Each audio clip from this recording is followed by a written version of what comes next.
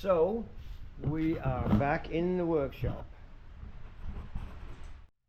So are tinnies actually getting cheaper?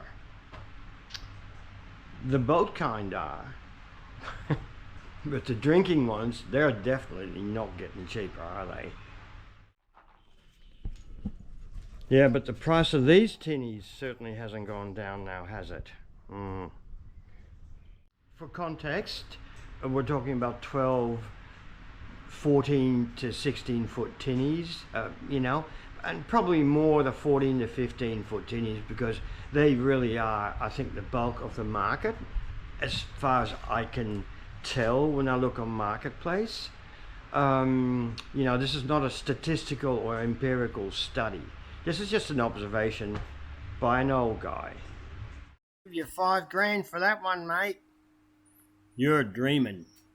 Really, before we start talking about the cost of tinnies, we should really also talk about what the tinnies, how they differ these days from the ones, say, 25, 30 years ago. Well, first, the older tinnies are probably powered by a two-stroke. Perhaps not an oil injected one like in this case on my boat, but an older two-stroke. Whether it's in good condition, that would depend, I suppose. So how are the older tinnies then different from the newer ones? Well, the newer ones are generally powered by four strokes, which are a lot more fuel efficient. They seem to be extremely reliable, perhaps more reliable than the old, noisy and smoky two strokes. The newer tinnies are also beamier, and they're deeper than, say, the older ones, like our, the old 14, 15 foot Clark used to be, quite a deep boat. They had some good seagoing capabilities and all that, but still, if you put them side by side, a 420 Renegade, they're certainly not as beamy as a 420 Renegade, because the 420 Renegade is it's quite a boat. It's a fair amount of boat you get for a fair bit of money too, I might add.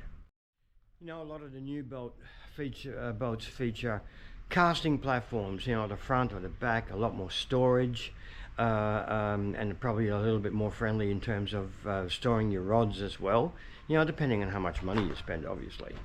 The older tinnies featured, they're more of an open hull, and you had your front and your rear seats from beam to beam, with a if you were lucky, a bit of a timber floor sort of recessed into the ribs in the middle. So then on the other hand, the more traditional older 14, 15 foot tinny would probably be more of a forward control, with a front screen, or a center console. I can't recall really that side consoles 30 years ago were all that common, to be honest, and that's probably because the older tinnies were quite a bit narrower than what's on offer these days. So a side console is still renders your boat prone to listing, doesn't it? So if it's a very narrow hull, it's going to be very likely that with a side console she's going to be listing, whereas on a 2.1 or even a 2.2 meter beam that some of the Quinnies have, in the 15 foot and 16 foot range, that they're quite a beamy boat. So from memory, my 15 foot de Havilland was I believe it was 1.65 centimeters wide, which isn't really all that wide. And even my 420 Buster, because it was an earlier model, not that early, it was a 2020 model, But that model has been superseded. It's not a clinker side anymore. The new 420 Buster is actually a plate side and is a fair amount beamier and deeper than the original 420 that was modeled after the 420 Dory. Yeah, so my 420 Buster, I believe, was just a smidge under 1.8 wide. And I do believe the new one is close to 2 meters wide. So in relation to the cost difference between an older tinny and a new one, you can spend, it's not hard to spend 28,000 on a 420 Renegade, say with a 40 horse or maybe even a 50 horse four-stroke on the back, which is probably, it could be up to 4 years old. I think the newer ones that you buy, depending on some of the features that you get, I believe are closer to the $35,000 mark. So when you look around marketplace, you can certainly pick up a 25-year-old tinny, maybe a 20-year-old tinny, with a two-stroke on it, in the 40 to 50 or 60 horsepower range, and more than likely either a very old four-stroke or a traditional two-stroke. But you can pick them up, from anywhere from around 8.5 to probably 15,000, depending on on the features of those particular vessels. And I dare say, the ones that I've seen advertised for 14 or 15,000 remain on the market, for quite a while, because you're buying an older tinny. It's not so much the hull that's the issue, but the engine is, because if your two-stroke shits itself, and you've just spent $12,000, on a 14 or 15-foot tinny, you're going to have to repower that with something similar, in 40 four-stroke. You can't buy two-strokes anymore.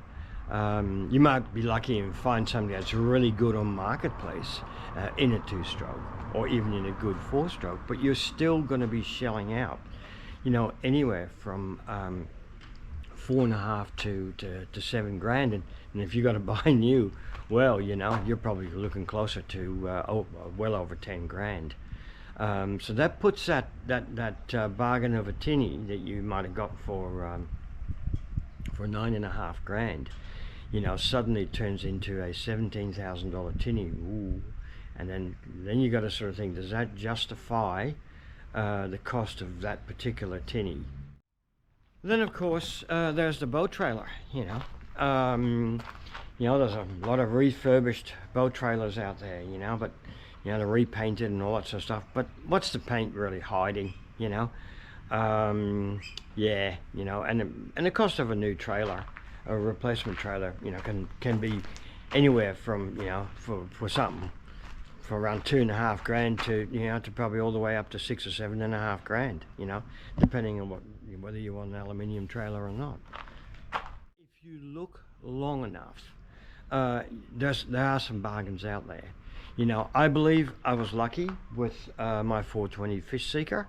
I didn't get it for free, okay, but I bought it for what I think it was a realistic price, and the engine thankfully is in good nick.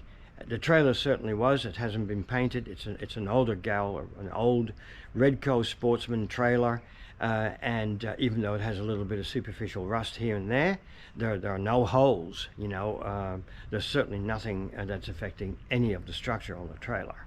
So in that respect, after I looked for probably 10 weeks. I finally did find something that I thought was worth the money, and it is eventually a compromise. The trailer was okay, the outboard looked really good, and the hull certainly was in beautiful condition. So yes, as a footnote to all of this, I do believe prices of tinnies and and smaller boats, I'm talking about, sort of 17 foot down to maybe 12.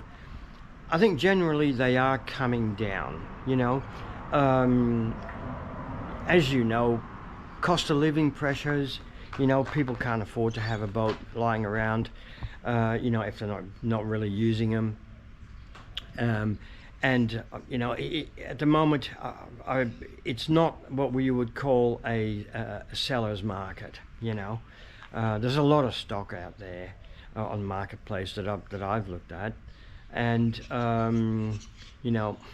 some people really need the money, so they'll take possibly quite a lot less than what they advertise their boat for. I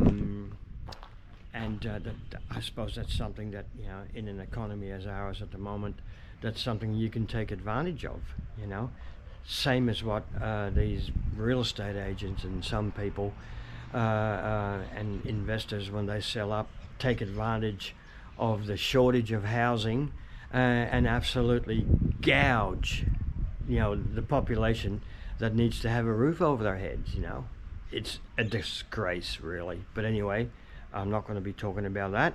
We're talking about boats. Anyway, that's my 2 cents worth. Thanks for watching. The content of the channel is going to be changing a bit because I find that just talking about tinnies renders my channel too narrow in scope. And there's a lot of other things I really enjoy doing, but that's for a different video. We'll catch you later. Have a good one.